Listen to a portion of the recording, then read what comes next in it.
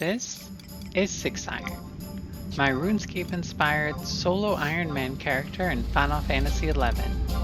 What that means is no partying or trading with other players, and no use of the auction house or player bazaars. Last episode, 6 Iron ventured around Adelaide and leveled her alchemy. Today, she's taking her first steps into getting some real gear from Ambuscade.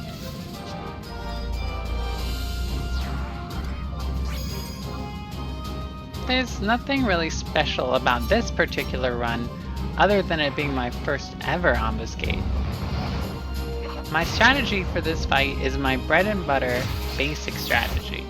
Have Val tank everything, while I try to do 3-step darkness skill chains with Z.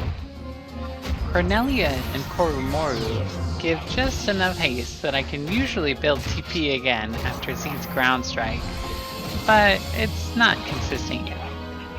Though sometimes, if my last evisceration is too slow to make the skill chain, Seed can do 2 ground strikes in a row to make it a 4-part darkness. Sylvie's positioning this fight was really bad too, but that was entirely my fault for attacking the first Malboro head-on. I should have disengaged and then re-engaged to fix it later, but the fight seemed easy enough, so I didn't bother.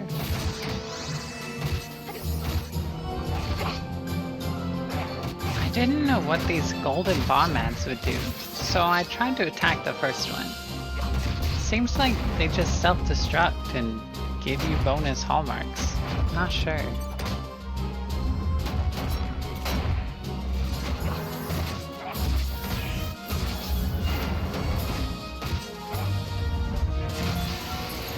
And without any trouble at all, I received my first 300 hallmarks.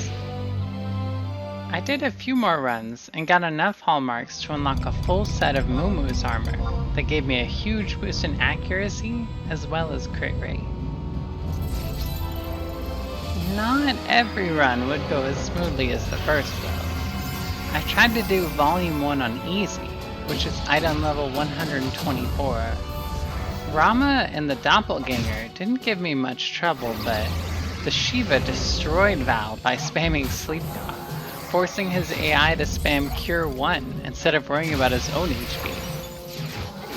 Of course, the Sleep God spam didn't stop after Val died, which led to my death soon after.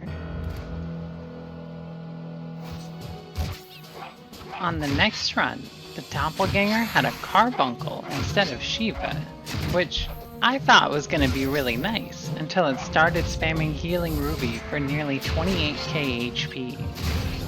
Eventually, I got lucky enough to take it out before it healed again, but whew.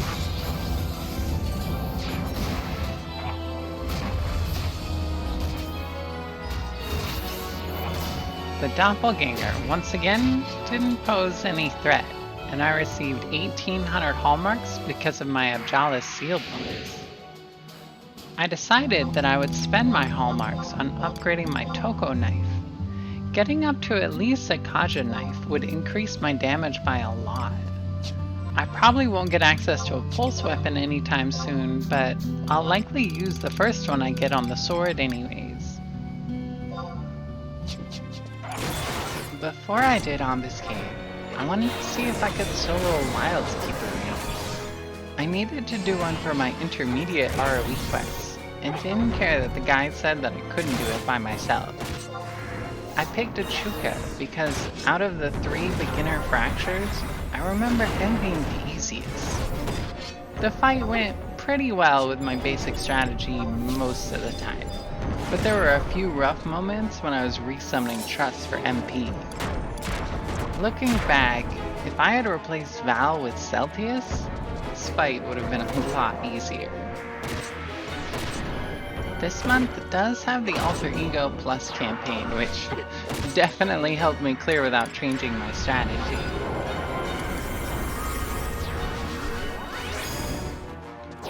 But in any case, I was able to kill a Chuka in just basic Baled gear. I felt pretty proud of myself.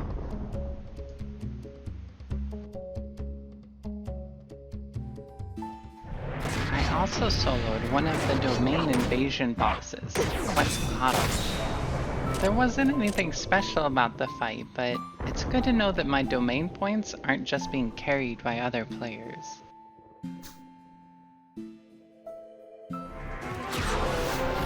I really want to get my Empyrean weapon skill, Rudra Storm, soon, and this month has a Walk of Echoes Surge campaign. So I dipped my toes in by spamming Conflux 13 in hopes of getting a Wind Buffet belt +1. There were some other players doing them at the time too, but I made sure that I was able to solo each boss without their help later. I'll need to get 30 Coins of Birth, 100 Devious Die, and 100 Liminal Residue to unlock the weapon skill quickly. But if I want to save on materials, I can do the Trials of the Magian's Notorious Monster route. I then went to challenge some more Wildkeeper units to get their permanent capacity point bonuses. I didn't record Kolkab or T'Chaka, but they didn't pose much of a threat without changing my strategy. Perkin wasn't much of a problem either, but I did decide to not use Val or Z and do some solo darkness skill chains.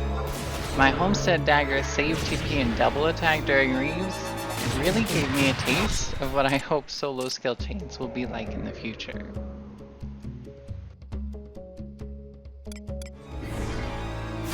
Kumhao, on the other hand, was a big problem.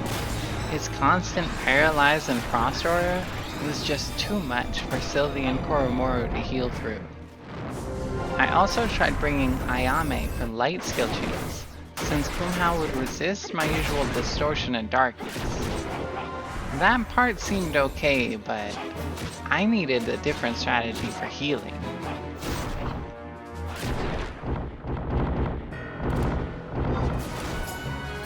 I tried to have Val tank it, but we would still eventually get overwhelmed by the constant AoE damage.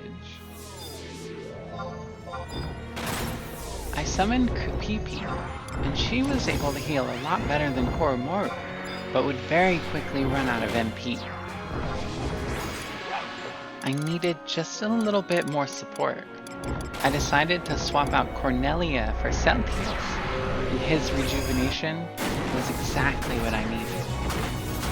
I had tried to use Seed to be a stun bot, but with Kumhao's aura up, nearly all of his stuns just got paralyzed.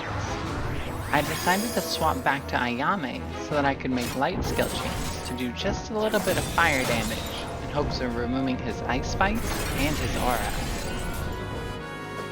This worked pretty well for a while.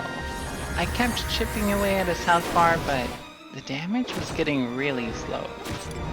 Sylvie was the only one that I could get rid of at this point, so I traded her for Shantoto 2, who I had just got from this month's login campaign. She had the firepower I was looking for.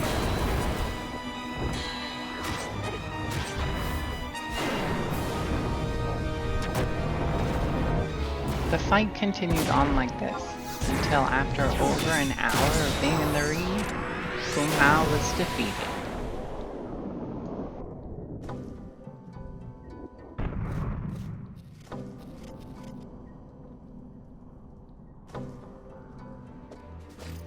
With just a tiny bit of hope that I could keep his aura down, I went to try Yumkax. Unfortunately, Celtius and Shantoto like to interrupt my skill chains, so...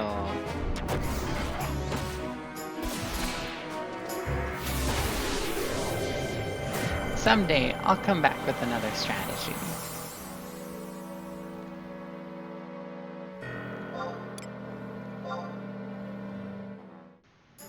For now, though, it was back to Ambuscade.